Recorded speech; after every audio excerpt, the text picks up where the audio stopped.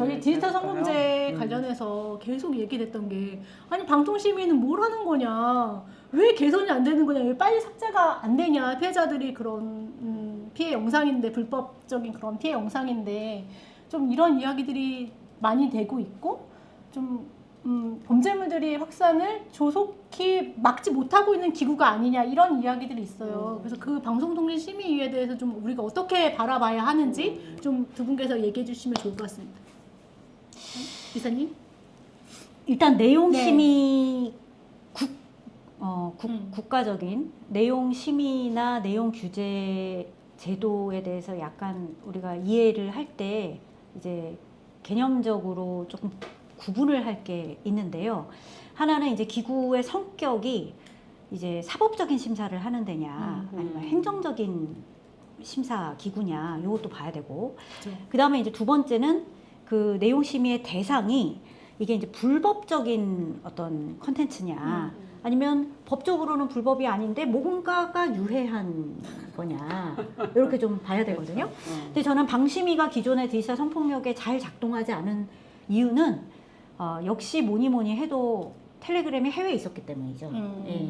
해외 사업자로서 텔레그램이 협조를 안 했기 때문인 건데, 이 문제는 최근에 조금 해결이 됐다. 좀 뭐지? 저희가 생겼다, 연결점이 예, 생겼다, 한라인이 이런 생겼다, 이런 얘기가 얘기를 맞아요. 들었고, 그래서 이제 그 문제는 조금 해결이 될 것 같습니다.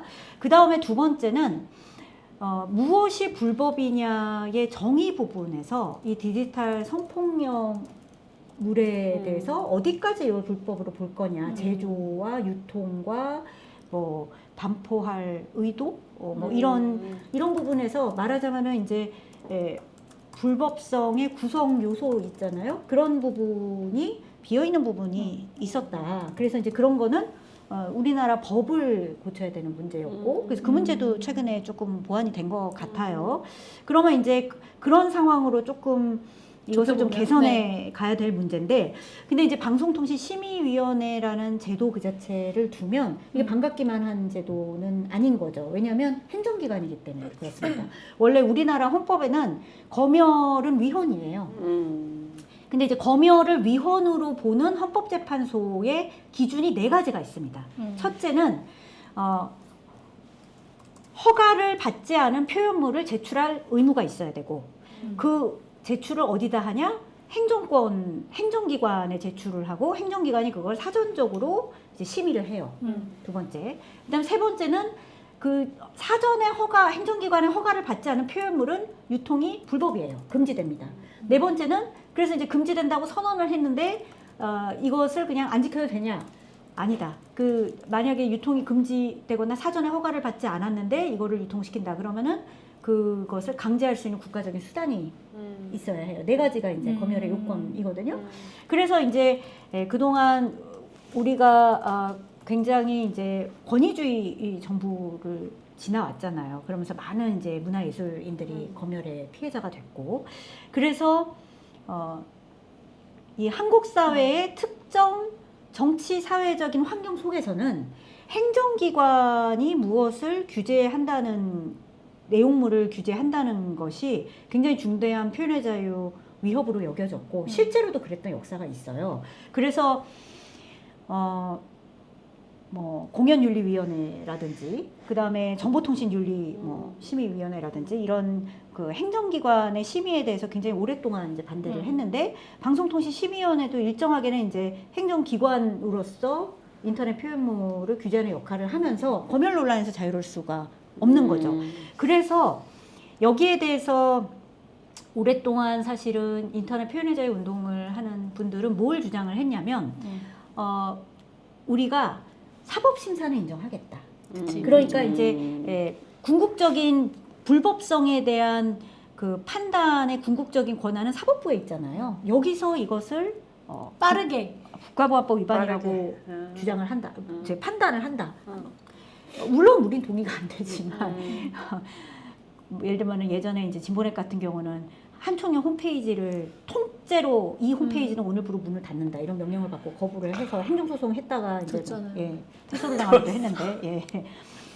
국정원 댓글 사건 때 봤더니 그 국정원 요원이 오늘 진보넷이 소송에서 졌다 막 이런 거 올렸더라고요. 오늘의 일보에.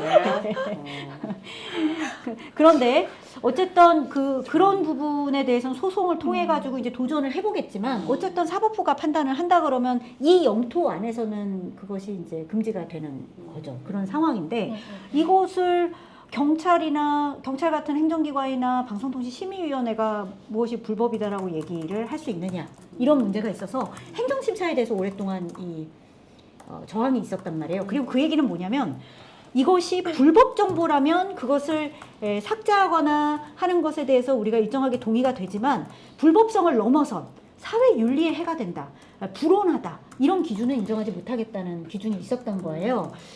그런데 이제 최근에 디지털 성폭력물의 이렇게 대규모 사태를 겪으면서 그런 생각이 드는 거죠.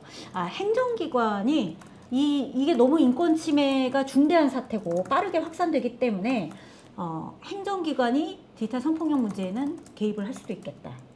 왜냐하면 신속하게 개입을 해야 되기 때문에. 그래서 경찰이 어떤 디지털 성폭력물은 특히 동의하지 않은 성폭력물이라는 점에서는 피해자가 분명히 있어요. 그 피해자가 이렇게 굉장히 식별이 가능하고 피해자가 또 원치 않다는 것이 이제 명백하고 불법성이 명백하잖아요. 그러니까 그것을 삭제하라고 명령을 했을 때 그거는 비록 행정기관이지만 신속하게 개입을 할 수 있다. 그렇게 우리가 나눠서 생각을 할 수 있고 해외에서도 인터넷 표현의 자유 운동을 오랫동안 주장해온 시민사회단체들도 아동 포르노물에 대해서는 행정기관이 개입하는 걸 인정해왔어요. 그리고 우리도 이거를 인정할 수 있다. 다만 방송통신심의위원회가 디지털 성폭력물에 대해서 전문성이 있을 거냐 그러기는 어렵다고 그렇죠. 생각을 하거든요. 그건 경찰이나 아니면 디지털 그 성범죄 피해자 지원센터 같은 행정기관이 있습니다. 전문 행정기관이 있어요.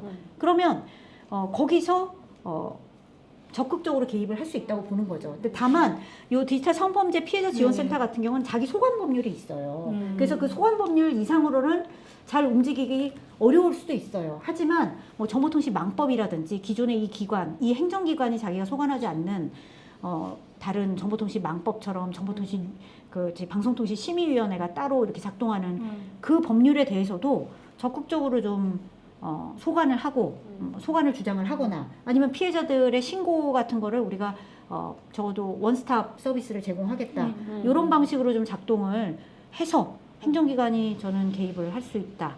디지털 성범죄물에 대해서는 그렇게 생각을 합니다. 일단 시스템을 개선하긴 해야 되겠네요. 지금 현재 시스템에서는. 네네네.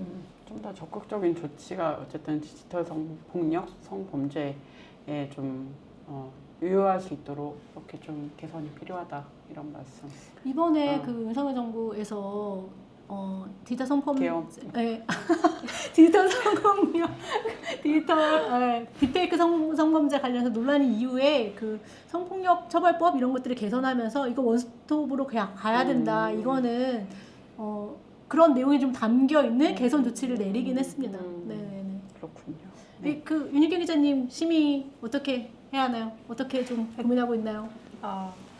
아까 질문해 주실 때 방심위는 뭐 하고 있냐 네. 이 말해 주셨잖아요. 네네. 그러니까 저는 통신심의에 대해서 자세히 절차를 말씀해 주셨으니까 좀 전반적인 방심위에 대해서 말씀을 드려보자면 뭘 하고 있나요, 방심위는? 네, 방심위는 뭘 하고 있냐면 이제 정치심의를 하고 있죠. 제가 방심위에 출입을 했었기 때문에 출입을 했었기 때문에 그러니까 제 역할을 못 하고 있다는 평가가 많을 수밖에 없는 이유가 방심위가 지금 어떤 걸 주목하고 있냐. 그러니까 그 주목에 제가 평가하기로는 통신심의나 그런 디지털 성폭력에 관련한 그런 조치나 그게 주요 역할로서 지금 위치하지 못하고 있는 것 같고 사실상 지금은 방송에 대한 심의, 그러니까 정보 비판 방송을 제재하거나 이런 식으로 방송 심의를 통해서 정치 심의를 하는 게 메인이 되어버린 기구가 된 거죠. 사실 이전부터 이런 논란이 있었지만 이 정치 심의는 여야 둘 다 책임이 있는데 그러니까 사실 방심위 심의위원들이 국회 추천 몫으로 이미 그 두 정당은 심의위원을 추천을 하고 있어요. 그러니까 자기들의 영향력을 행사할 수 있는 공간이 너무 직접적인 공간이 있는 거죠. 근데도 이 민원은 시민이 이용해야 할 창구인데 방심위에 대해서 심의를 접수하고 민원을 넣는 게 근데 그거를 본인들의 그런 정치적인 입지나 정쟁화 수단으로 사용을 하고 있는 거죠.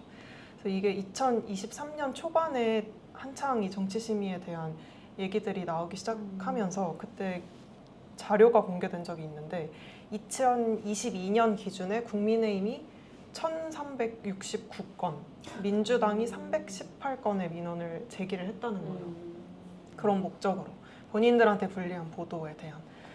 그래서 최근에는 이제 법안도 발의가 됐더라고요. 이 방심위 심의가 공정성을 기준으로 이런 뭔가 정부 비판 보도에 대한 제재가 주로 이뤄지는데 이 방송이 공정하지 않다 이런 이유로 주관적인 이유로 그래서 이런 공정성을 제외하고 좀 방송 사업자가 보도 프로그램을 자체적으로 심의할 수 있도록 하자는 그런 방심위 언론 장악 방지법이라는 법안도 최근에 발의가 됐고 사실 이 방심위가 방송 소위나 이런 정보 비판 보도 제재로 많이 알려지고 유명해졌는데 최근에 방심위가 하는 역할이 이거 말고 너무 많거든요. 방송 심의를 할 때도 이런 뭐 시사 보도 프로그램뿐만이 아니라 그런 경제 정보 프로그램이나 아니면 과도하게 간접 광고를 하는 프로그램 아니면 폭력적인 프로나 언어 사용이 문제적이고 혐오 표현을 사용하고 사회적 약자에 대한 혐오 표현이 사용됐다거나 그런 거에 대한 심의도 이제 위원들이 진행을 해야 되고 이런 통신 소위도 중요한 문제고 유해 불법 정보 유통을 막는 통신 소위도 중요한 역할을 하고 있고 그 디지털 성범죄 소위원회에서도 이런 허위 영상이나 피해자 신원 공개 정보 같은 그런 디지털 성범죄 관련 게시물을 모니터링하고 삭제하는 역할을 하는데 문제는 이거는 주요한 사안이 아닌 거고 또 그 이유 중에 그 정치권에서 이런 민원을 너무 많이 넣고 업무가 마비가 될 정도로 민원을 너무 많이 넣고 그들의 관심이 이 시사보도 프로그램에 쏠리기 때문에 그들이 이런 딥페이크나 디지털 성범죄에 더 관심을 갖고 촉구를 해야 되는데 그렇게 이용을 해버리기 때문에 지금 제 역할을 못하고 있다는 평가가 많이 나오는 것 같습니다. 이 두 분이 얘기를 이렇게 합쳐봤을 때 아까 그 얘기를 다시 할 수 있을 것 같아요. 그 윤석열 대통령이 양심 고백 영상 그 이야기를 다시 할 수 있을 것 같아요. 딱 그게 정치 심의, 그러니까 이 방송통신심의위라고 하는 기구가 누구를 위하여 일하는가에 대해서 너무 명확하게 얘기해 주는 거거든요.